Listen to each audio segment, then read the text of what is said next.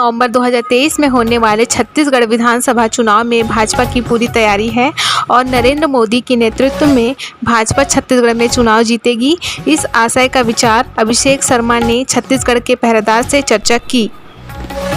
मैं राजेंद्र जैन, प्रधान संपादक छत्तीसगढ़ का पहरेदार अखबार और न्यूज चैनल, आज अंबिकापुर के प्रतिष्ठित सीए कर सलाहकार श्री अभिषेक शर्मा जी के कार्यालय में आया हूँ। अभिषेक शर्मा जी प्रदेश के सह संयोजक हैं और जिला के सह कोषाध्यक्ष हैं। मैं चाहूँगा अभिषेक शर्मा जी, भाजपा की वर्तमान हालत क्या है, अब जबकि चुनाव लगभग करीब आ रहा है, लगभग 1 साल बाकी है, तो सरगुजा भाजपा में तो जैसा आप जानते हैं कि कोई टीएस सिंहदेव के खिलाफ बोलने को तैयारी नहीं होता है। मैं चाहूँगा आप इस बारे में कुछ बताइए श्री अभिषेक शर्मा जी। देखिए, आपका क्वेश्चन जो टीएस सिंहदेव जी के खिलाफ कोई बोलना नहीं चाहता, सबसे पहले तो ये बताऊं कि भाजपा एक विचार की पार्टी है जी। और संगठन में जिस तरीके से अभी प्रदेश से लेकर और भी प्रदेश कार्यकारिणी में जो परिवर्तन हुए हैं, ये परिवर्तन पूरी ऊर्जा देगी पार्टी को। निसंदेह आदरणीय जगत प्रकाश नड्डा जी के नेतृत्व में जिस तरीके से संगठनात्मक काम निरंतर हो रहे हैं, ये मान लीजिए कि भाजपा कांग्रेस के छलावा जो इनके छल के जो वोट लिए और लोगों को दिग्भ्रमित करने का काम किए, इस प्रकार से जनता इनको आज जो स्थिति देख रही है, वर्तमान स्थिति पूर्णतः जनता स्वीकार कर ली है। ना सड़क है, ना पानी की व्यवस्था है और न किसी अन्य प्रकार की सुविधाजनक स्थिति पर लाकर खड़ा किया। किसान तो खुश हैं सर? ना, ये गलतफहमी है। किसान राजीव गांधी न्याय योजना के नाम पर जितने छले गए हैं, उससे ज़्यादा कभी नहीं हुए थे दिग्भ्रमित। और 15 साल की भारतीय जनता पार्टी के समय में जिस प्रकार से रमन सिंह जी के कार्यकाल में जनता के निचले पायदान तक काम हुए थे, एक भी काम कांग्रेस बता दे कि उसने पूर्ण रूप से किया हो। दूसरा विषय, प्रधानमंत्री जी जो 500 रुपये महीना, 6,000 रुपये साल की जो प्रधानमंत्री जी की योजना है किसानों के लिए, 110% सकारात्मक उसका रिजल्ट आज देखने को मिल रहा है। इतने साल में जो गरीबों के राशन से लेकर कोरोना काल से लेकर जो मेहनत प्रधानमंत्री जी के नेतृत्व में भाजपा कर रही है, कार्यक्रम जितने भी, वो सुचारू रूप से गतिमान है। कांग्रेस सर, एक चीज जानना चाहूंगा, टीएस सिंहदेव का प्रचार अभियान चालू हो गया, आप भी जानते होंगे, उदयपुर से लेकर वो जोड़ो यात्रा के तहत अपना प्रचार शुरू कर दिए, लेकिन इस मामले में भाजपा के पीछे रहती है। ना, ये प्रत्याशी के बारे में आप लोग बिल्कुल सन्नाटा रहता है। एक महीने पहले प्रत्याशी घोषित करते हो और परिणाम आप जानते हो सर। तो चूंकि यदि आप देखिए, भारतीय जनता पार्टी जो है वो एक संगठनात्मक कार्यक्रम के तहत चलती है। आदरणीय प्रधानमंत्री जी का चेहरा इस देश के लिए निसंदेह बोलने ही लायक नहीं है कि वो कहाँ तक सफल हैं। आप ये जानते हैं कि हम चुनाव जो है संगठन के दृष्टिकोण से लड़ते हैं, किसी के चेहरे पे नहीं लड़ते।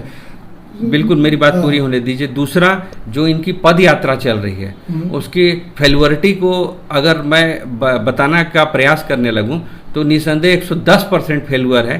किन किन लोगों को राहुल गांधी जी सटा रहे हैं, पहले तो ये स्वीकार। उसकी फेल्युअरिटी को अगर मैं बताना का प्रयास करने लगूं तो निसंदेह 110% फेल्युअर है। किन किन लोगों को राहुल गांधी जी सटा रहे हैं, पहले तो ये स्वीकार कर लें। जो भारत में पाकिस्तान जिंदाबाद के नारे लगाते हैं, उनको कंधे से कंधा सटा के और रैली में चल रहे हैं, ये अपनी जो यात्रा कर रहे हैं, जिन सड़कों पर कर रहे हैं जहां सड़कें ठीक हैं, जो भाजपा की देन है, उन सड़कों पे अपनी पद यात्रा कर रहे हैं। क्यों ऐसी जगहों पे सड़कों पे नहीं करते हैं जहां ये गड्ढे जनता को बता सकें कि ये धान बोने लायक स्थिति हो गई है?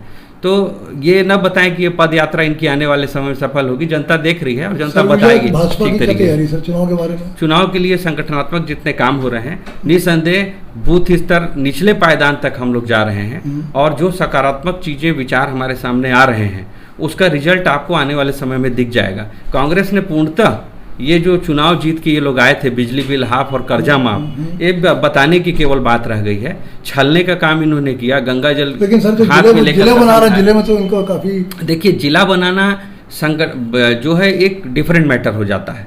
दूसरा, कई जगहों पे तो ब्लॉक 3 है, कई जगहों पे ब्लॉक 6 हैं। तहसील मुख्यालयों की संख्या भी उस अनुसार व्यवस्थित नहीं है। आप जिले बना दे रहे हैं, ठीक है, आपके प्रशासनिक दृष्टिकोण से व्यवस्थाएं हो सकता है आने वाले समय में सही हो, लेकिन उसके साथ ये है कि जब तक आप भौतिक रूप से, मौलिक रूप से उसका ढांचा सही नहीं बनाएंगे, तब तक वो जिले बनाना भी सकारात्मक नहीं होगा। तो बहुत सारी चीज़ हैं जो विवेकपूर्ण तरीके से की जाती हैं, हबड़ाहट तरीके से नहीं की जाती हैं। पहले ये अपने आप को ठीक कर लेके चल रहा है सर। भाजपा का सीट का कितना आंकड़ा, देखिए, कांग्रेस कुछ ऐसा बोल रही है। देखिए, हमारा ये लक्ष्य जो है, ये अभी लक्ष्य निर्धारित नहीं होता है। पहले हम सबसे पहले तो ये है कि हम व्यवस्थित तरीके से कांग्रेस की जितनी इनकी जो कार्यप्रणाली है उसको जनता तक पहुंचाना हमारा काम है। दूसरा, हम पॉजिटिव सोच के साथ आगे बढ़ते हैं और भारतीय जनता पार्टी ने निस्संदेह जिस तरीके से पॉजिटिविटी इस देश में लाया है, चाहे औद्योगिक दृष्टिकोण से हो, रोजगार के दृष्टिकोण से हो, और वही आखिर पूरी केंद्र की योजनाएं राज्यों के लिए ही होती हैं। अब ये देखिए कि टीएस सिंहदेव जी को अपने पत्र में लिख के देना पड़ता है कि यहाँ प्रधानमंत्री आवास की जितने घर बनाने थे वो पूर्ण नहीं हो सकते। कल परसों के अखबार में ये मीडिया में आ गया कि हमारे पास फंड नहीं, हम सड़कें बना सकें, हमको फंड उपलब्ध नहीं होता। पहले तो टीएस सिंहदेव जी को ये स्वीकार करना पड़ेगा कि वो कांग्रेस के ही जिताए हुए मंत्री हैं कि अन्य किसी पार्टी के हैं। जब उनकी अपनी ही सत्ता सुनने के लिए तैयार नहीं है, अपने ही लोग सुनने तैयार नहीं है, तो जनता को क्या वो लाभ पहुंचा सकेंगे। चलिए सर, बहुत बहुत धन्यवाद समय देने के लिए।